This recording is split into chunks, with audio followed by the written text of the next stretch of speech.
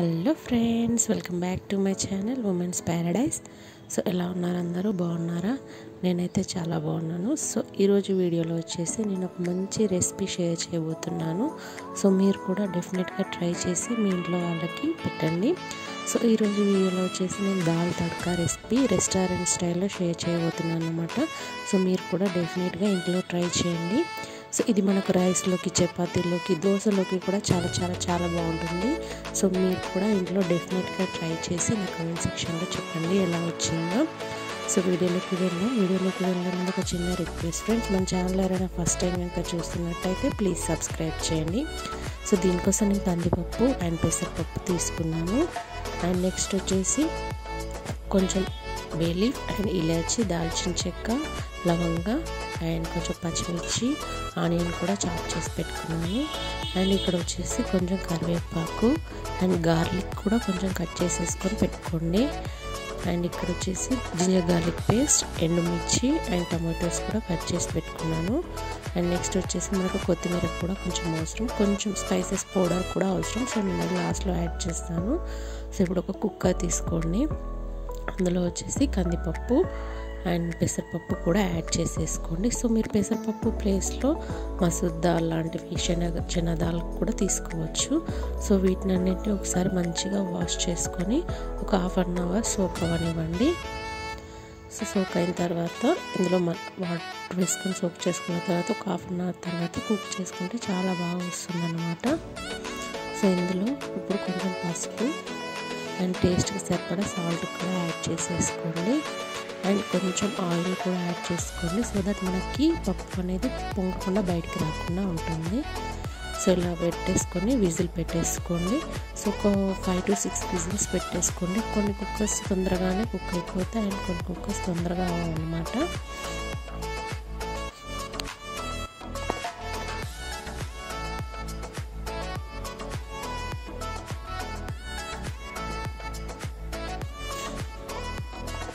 So ఇలా మొత్తం whistles వచ్చేసిన తర్వాత దీంట్లో ఎయిర్ పోనివ్వండి, ప్రెషర్ అనేది. సో ఇప్పుడు ఒకటి ఇలాంటివి తీసుకొని మన పప్పును మెత్తగా మెదిపించుకోసుకోండి. సో చాలా మెత్తగా ఉడికిపోవాలన్నమాట.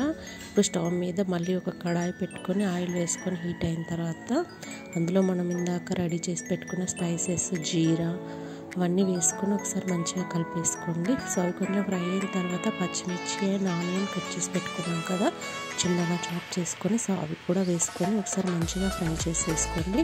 సో ఇవి మనకు కొంచెం ఫ్రై అయిన తర్వాత దీంట్లో కొంచెం జింజర్ గార్లిక్ పేస్ట్ వేసేసుకోండి. సో ఇది కూడా పచ్చివాసన పోయేంత వరకు ఫ్రై అయిన తర్వాత మనం ఇందులో టమాటోస్ ముందుగా చిన్నగా చాప్ చేసుకోవాలన్నమాట. సో ఒక టమాటో చాప్ చేసుకున్నది వేసేసుకోండి. సో ఇలా చాప్ చేసుకున్న తర్వాత టమాటో కూడా సాఫ్ట్ అయ్యేంత వరకు కూడా ఉడికించుకోండి. సో చాలా బాగుంటుంది. అండ్ నెక్స్ట్ వచ్చేసి కొంచెం కారం, మనం ఇక్కడ కారపొడి ఎక్కువ యూజ్ చేస్తాం అనమాట. సో మనకు టేస్ట్కి సరిపడా కారం, ధనియా పొడి అండ్ గరం మసాలా అండ్ కొంచెం ఆమ్చూర్ పొడి కూడా యాడ్ చేసేసుకోండి. సో ఇలా అన్నీ యాడ్ చేసుకున్న తర్వాత ఒకసారి మంచిగా మిక్స్ అవ్వనివ్వండి. స్పైసెస్ అన్నీ మంచిగా ఫ్రై అయ్యేలాగా పెట్టండి. సో ఇవంతా ఒకసారి మంచిగా ఫ్రై చేసుకోండి. అండ్ ఇక్కడ కూడా కొంచెం సాల్ట్ యాడ్ చేసుకోండి. సో నేను పప్పులో కొంచెం సాల్ట్ యాడ్ చేశాను, ఇక్కడ కొంచెం సాల్ట్ యాడ్ చేశాను. సో టమాటా మొత్తం మెత్తగా మనకు స్మాష్ అయిపోయింది కదా. సో ఇప్పుడు మనం ముందుగా విజిలిచ్చి పెట్టుకున్న పప్పు ఉంది కదా, సో ఆ పప్పు ఇందులో యాడ్ చేసేసుకోండి. సో మనకి ఎంత వాటరీ కన్సిస్టెన్సీ రావాలనుకుంటున్నామో సో అంత వాటర్ ఇక్కడ యాడ్ చేసుకొని ఒకసారి మొత్తం మంచిగా మిక్స్ చేసేసుకోండి. సో ఇక్కడ నేను పప్పు కొంచెం గట్టిగా వచ్చింది కాబట్టి నేను ఇక్కడ వాటర్ యాడ్ చేసుకున్నాను. నాకు ఎంత వాటర్ కన్సిస్టెన్సీ రావాలో సో అంత వాటర్ యాడ్ చేసుకొని ఒకసారి మొత్తం మంచిగా మిక్స్ చేసేసుకుంటున్నాను. సో మీరు ఇది రైస్లోకి కానీ, చపాతీలోకి కానీ, దేంట్లోకైనా ట్రై చేయొచ్చు. చాలా బాగా వస్తుంది. సో మీరు ఈ ప్రాసెస్లోనే డెఫినెట్గా ట్రై చేయండి. మీకు కూడా రెస్టారెంట్ స్టైల్లో ఎలా వస్తుందో అలా వస్తుంది అనమాట. సో ఇలా బబుల్స్ వస్తున్నప్పుడు ఒకసారి మళ్ళీ మంచిగా మిక్స్ చేసుకోండి. సో మీడియం ఫ్లేమ్లోనే కుక్ చేసుకొని హై ఫ్లేమ్ పెడితే మాడిపోతుంది.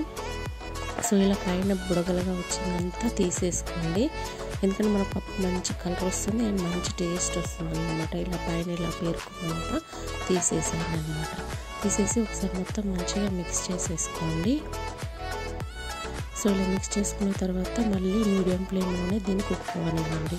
సో లో ఫ్లేమ్లో పెట్టకూడదు, హై ఫ్లేమ్లో పెట్టుకోకూడదు. సో మీడియం ఫ్లేమ్లోనే కుక్ చేసుకోవాలి. సో చూడండి మనకి పొద్దు పెట్టుకొని మగ్గించిన తర్వాత ఈ కన్సిస్టెన్సీ వచ్చింది. సో ఈ కన్సిస్టెన్సీ సరిపోతుంది మనకి. ఇంకా పప్పు చల్లగా అయిన తర్వాత ఇంకా కొంచెం గట్టి పడుతుంది. సో ఇప్పుడు దీంట్లో మనం ముందుగా కట్ చేసి పెట్టుకొని కొత్తిమీర వేసుకొని పక్కకు పెట్టేసుకొని మన పప్పుని అండ్ మళ్ళీ ఒక చిన్న బౌల్ టెంపరింగ్ కోసం పెట్టేసుకొని ఆయిల్ హీట్ అయిన తర్వాత దాంట్లో ఎండుమిర్చి వేసేసుకోండి. సో ఎండుమిర్చి ఫ్రై అయిన తర్వాత దీంట్లో కొంచెం ఆవాలు, కొంచెం జీలకర్ర వేసేసుకోండి. మనం ఇందాక కట్ చేసి పెట్టుకున్న గార్లిక్ ఉంది కదా, సో ఓన్లీ గార్లిక్ ఇక్కడ యూజ్ చేస్తున్నాము. సో అది కూడా వేసేసుకొని ఫ్రై చేసుకోండి, జస్ట్ టెంపరింగ్ కోసం మాత్రమే. సో ఇప్పుడు దీంట్లో వచ్చేసి కొంచెం కరివేపాకు, నేను ఇందాక కరివేపాకు దంచి పెట్టుకున్నాను కదా, సో అది ఒకసారి వేసేసుకొని కొంచెం ఫ్రై అవ్వనివ్వండి. సో ఇప్పుడు దీంట్లో వచ్చేసి మనం కొంచెం పసుపు కూడా యాడ్ చేసుకుంటాము అండ్ కొంచెం కారం కూడా ఇక్కడ యాడ్ చేసుకుంటాము అనమాట. కొంచెం కారం, పసుపు యాడ్ చేసుకొని ఒకసారి మంచిగా అన్నీ ఫ్రై అయ్యేలాగా చూసుకోండి.